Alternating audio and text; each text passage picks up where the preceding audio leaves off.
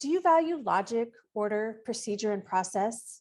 Do you seek clarity as well as logical and proven decision-making criteria, even if you have to ask the tough questions to get there?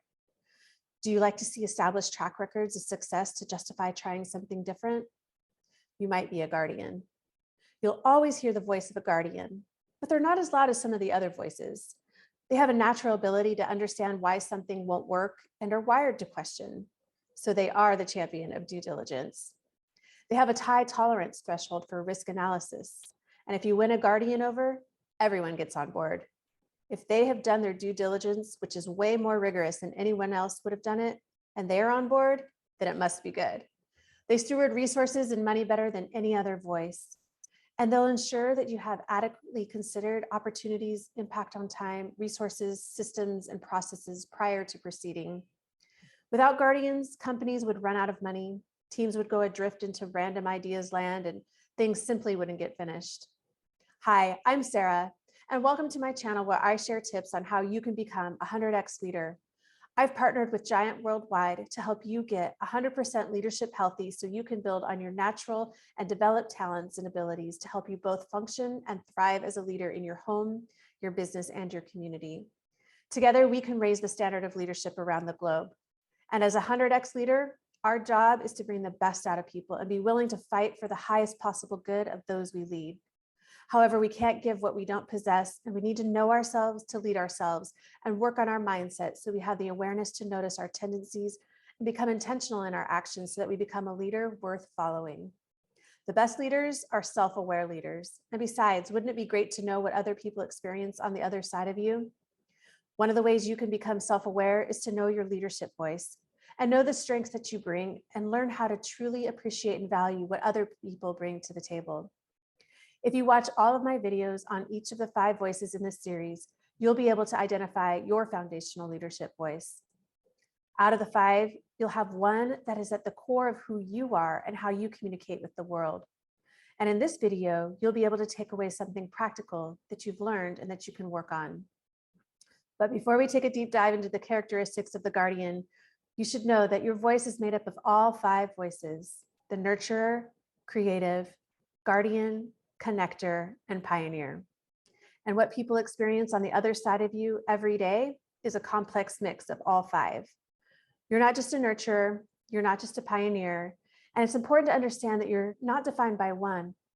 You are all 5, but some voices are more natural to us than others. You have a foundational voice, that's your nature, your hardwiring, and the others are learned behavior that we've adapted to over time.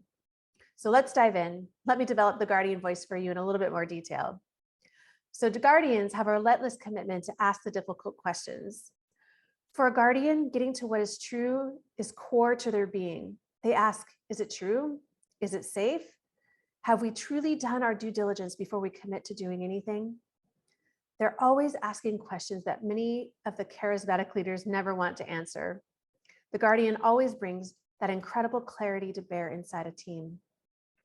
I always think that being a guardian is one of the hardest roles to play on a team. It's almost like you're the one pouring cold water on all the good ideas.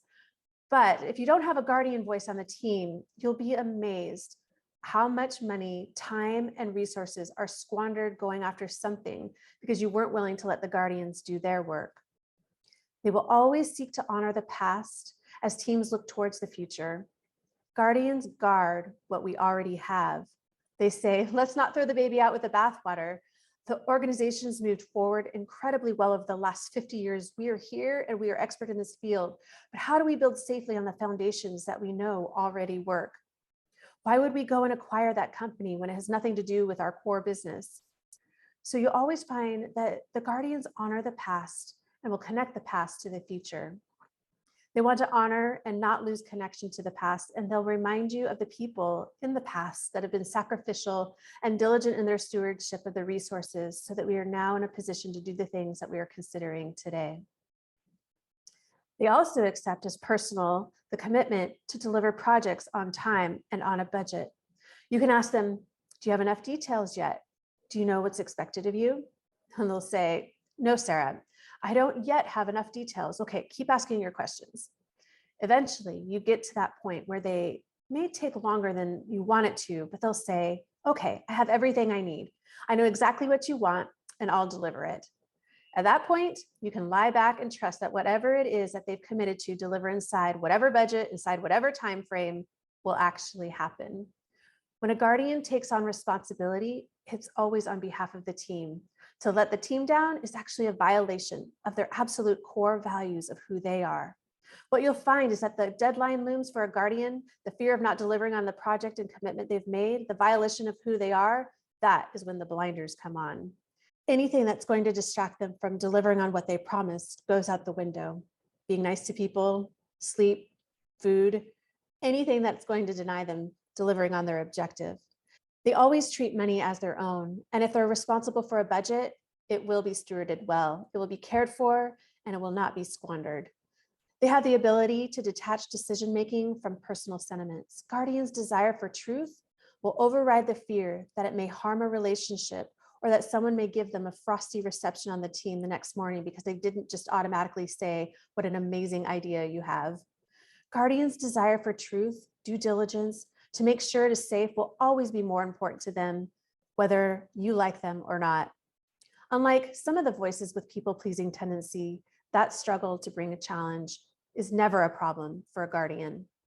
Guardians will bring challenge, particularly when they fear that there's some charismatic entrepreneur that's about to squander resources on an opportunity because they've not done their due diligence. They are naturally risk averse, asking, is it worth the risk and investment? It's not that guardians don't like vision, and it's not that guardians don't like to see you shape the future. It's just that they're always going to ask if it's worth the risk and investment. These are your predictions? This is what you say it's going to do? Well, what if we only did 50% of that? And what if this happened?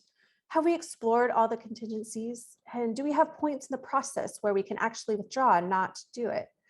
Why don't we do a pilot project? Guardians love pilot projects because it allows you to review in micro-forensic detail, how does it work? What went well? What went wrong? And before we bet the whole farm on a new strategic direction, why don't we figure out what works and what doesn't in the micro first? They respect and value logic, order, systems, and repeatable processes. They very rarely create out of nothing, but when something is there, they are most adept at taking it and building systems and processes that allow things to run safely, smoothly, and steward both people and resources. You'll find that they are always improving incrementally, and it's an incredible gift and skill set that they bring, but because it is incremental, some voices really get impatient because they don't feel that they're moving quickly enough. Their desire for truth and right decisions can sometimes override the feelings of others.